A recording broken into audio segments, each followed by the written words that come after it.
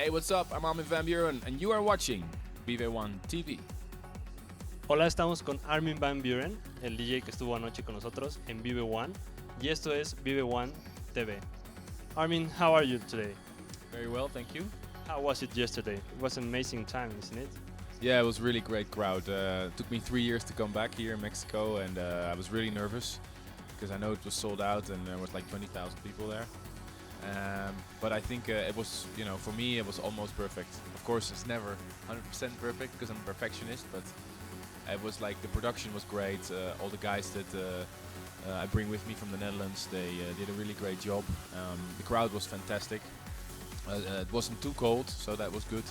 I think the whole stage setup with the LED and the lights was really great, and I really felt a connection with the people. So for me, that's most important for the night. Mexico is a very special place for you, isn't it? Because you made Zócalo, and yesterday you played a new remix, I think, about Zócalo. How was the response of the people to this remix? It was very strong, isn't it? Yes, people were. I was twittering on my Twitter about that I made a new version for Zócalo. I didn't have the time to do it at home because I'm working on my new artist album, and I was like, I'm gonna try and do it on the plane maybe. So I was twittering like, maybe I can play it. I don't know. I'm not too sure because I didn't test it in my studio, and I want to check if everything is okay. Sometimes I make ideas on my laptop, but never finish anything. So I tested it, and Sander, my tour manager, he tested it as well when he was checking the sound. He said, yeah, it's okay, so I could play it.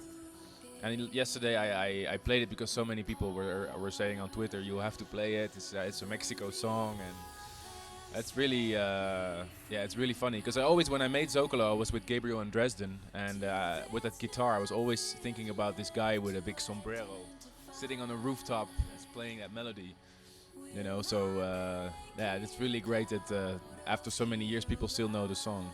Tell us about Universal Religion Chapter 5. What is it to you, this CD? Universal Religion Chapter 5 is a little bit more deep concept. It's not as commercial maybe as State of Trance 2011, 2010. It's mixed live in Ibiza. 2 discs. One disc was mixed on August 17. One disc was mixed on August 24th. And for me, Universal Religion is... music has the power to connect people. I play for the Arabs and I play for the Jews the same music. And they all go crazy, and it's really crazy to see so many different people liking the same music. It's like a universal connection that we have. And for me, this power was really important to do something with a concept. And I started it in 2003. Every 2 years I did a CD. And this time, for the first time, it's two CDs. And it was recorded live in Space Ibiza, so it's really like you are standing there in Ibiza. You put on your headphones, you close your eyes, and you are there. It's the second, it's the closest thing you can get to Ibiza without actually being there. So I'm really proud of the CD. I'm really happy. And last night I played a lot of tracks from Universal Religion, so I hope people will really like the CD. What are your highlights of this year? Well, for me, there's only one real highlight. It's the birth of my daughter, Fenna. She was born on July 24th, and for me, it was the most beautiful thing. I mean, the rest, of course, is really great. State of Trance 500, Mirage, in being knighted in my own country, getting a gold record, being DJ Mag #2 was great. Being here in Mexico was fantastic. But having a baby girl is definitely the highlight of this year for me. And what are you expecting to the close of this year? What is Armin going to do till the end of 2011? Next week I'm going home, a couple of more days studio, a few interviews, and then I'm going to Australia for a tour, then Asia. I'm coming back, working on the State of Trance Year Mix 2011. The voting for the top 20 has already started, and I know already which track is going to win the tune of the year. It's very, very close already, so it's going to be very exciting to see which track will win. And then around Christmas I will be home for a couple of gigs, and New Year's Eve I will celebrate in Dubai, in Beirut. I will go to Madrid, and then in January I have the whole month off to work on my new album and to work on the State of Trance 550 for next year. So yeah, very busy schedule. Who's your favorite DJ in 2011? Well, I think that my favorite producer DJ is Orjan Nilsson. You play 5 songs of him. He's very close to you, isn't it? And what do you think of his music? Because it's been several years you have been working with him, no? So how was the response of people? Yeah, Orjan is a really talented guy, and I played some new tracks of him yesterday that nobody's heard before, because he's signed to my label, of course, but not because he's signed to my label. I think he's really great. I think he's just in general. He also, as DJ Governor, he made some really, really great tracks. Right now, you see his tracks on Beatport Trance Chart #1, and his tracks just really work well on the dance floor. So he's very talented. And what are we expecting from Armin van Buuren in 2012? Well, working on a new artist album, I hope I can come really far with that. The idea is to release it at the end of next year, but it has to be, good. Maybe better than Mirage. I have to try. So it's going to be a lot of work. I dream of doing another Armin only tour, but this won't start until 2013. First, I'm going to work really, really hard on new songs. I already have some tracks in the works, so I really can't wait to go home. I'm going to buy a lot of equipment. I already bought a lot of new software, and I'm really working hard on updating my studio again. And I'm just really, really happy right now. I'm in a very comfortable position. I'm glad for some reason I'm not #1 anymore, because people don't expect like the world from me. Of course, I dream of being #1 maybe next year, but we'll see if that happens. For me, it's not the main goal, For me, the main goal is to make a new album and spend a lot of time with my wife and my daughter. Fenna is so amazing. So yes. And what's your advice to new DJs? My advice to new DJs is first finish your school, because it's always good to have something to fall back on, There's so many people that want to become a DJ, and I'm a lucky guy. I had a lot of luck. I met the right people, I had a chart hit. It's a lot of luck, and don't think that you can become successful like that. Second, if your quickest way to the top is making your own tracks. Look at like Deadmau5 or Sander van Doorn. They became popular really quick because they made really, really great songs.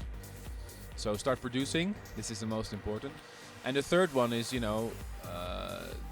don't imitate. I mean, you see a lot of people that try to copy other DJs, which is, it's okay, but why would they go and see you if there's already a Carl Cox or there's already a John Dickweed playing that sound? So you have to think of a reason. Why would people go out of their houses to see you?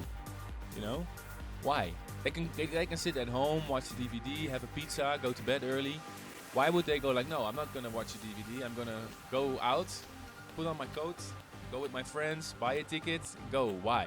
Give people a reason, This can be your music, this can be your stage presence, this can be your show, this can be the tracks you make, this can be you wear a really funny wig on stage. I think it's very important. People have to understand, if you want to be a successful artist, you have to do something that distinguishes you from all the other DJs. So do something crazy. Think of something crazy. And what do you think about the festivals in America that are going bigger and bigger and bigger each year? I think it's great that the electronic dance music has finally touched base in the US. I've been coming there since 2001. So to see that so many people really enjoy this music is great. Of course, we have to watch out to let it not become too commercial, too fast. I mean, to be honest, I don't really like the sound in America right now. It's like there's constant ambulances driving.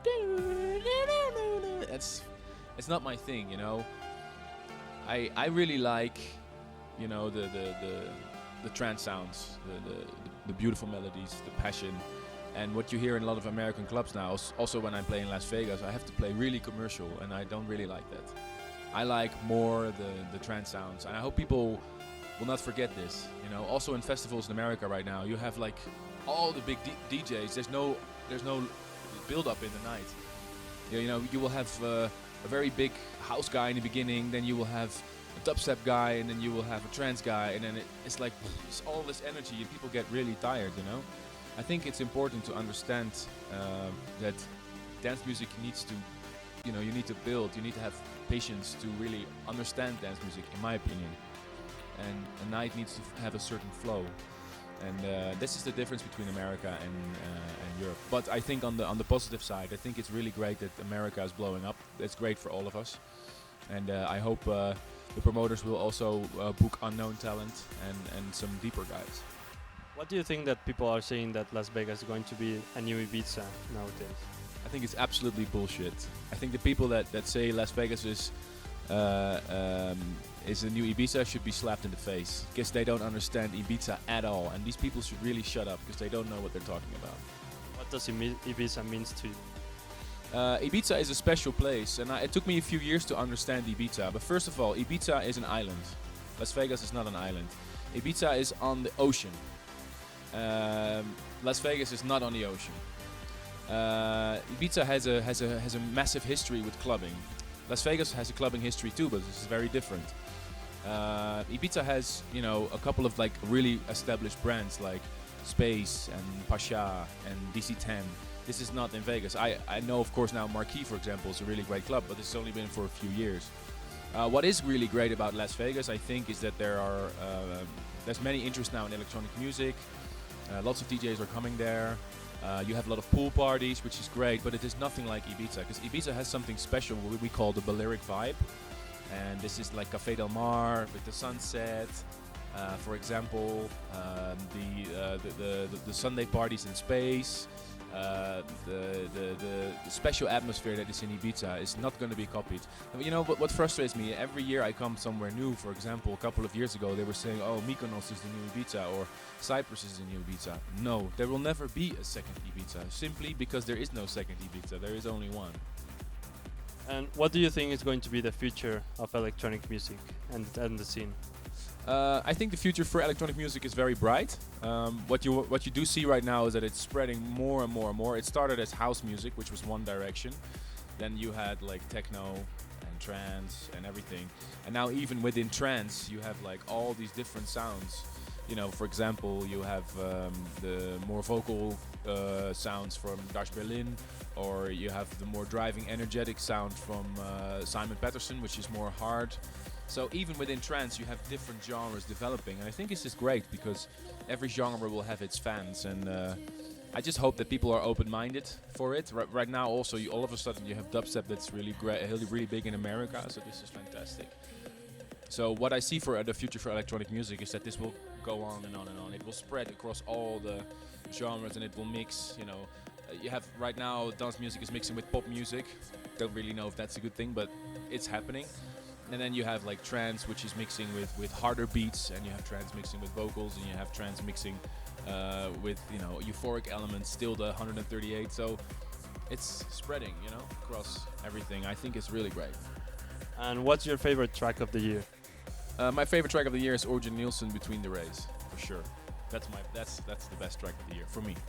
And your favorite album? My favorite album of the year.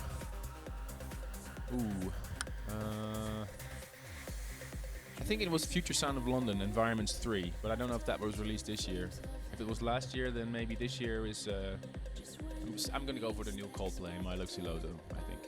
What message would you give to your fans in Mexico? Well, I think I have to apologize to my fans in Mexico. I have to say I'm sorry it took me 3 years to come back. And I know I've been saying many times that, for me, Mexico is the most important country. But it was not possible to come here for a while because of all kinds of reasons. My schedule, working on Mirage, becoming a father. Then a date was confirmed and it got cancelled because the location wasn't blah, blah, blah, blah, blah. So there's all kinds of excuses, but I'm really glad we're here back now doing 7 dates in Mexico. So there you go. And I promise it won't take another 3 years for me to come back. I think the Mexican crowd is really great. You see how passionate they are. Yesterday I had a few other interviews and they say, what's so special about the Mexican crowd? And I say, for me, what really strikes me is the passion from the Mexican people. Of course, other people are passionate too. It's not like there's no passion, but for some reason, the people in Mexico just go crazy. Like yesterday, I had an in-store signing session at Mix Up, and there were I did sign 700 autographs, and people were like screaming, and kissing me, and you know, it's just so great. It's, of course, I did in-store sessions in America, for example, but then they don't kiss you or hug you, or they're cool, but so you can see that this is the passion from the Mexican people. So there's definitely a difference.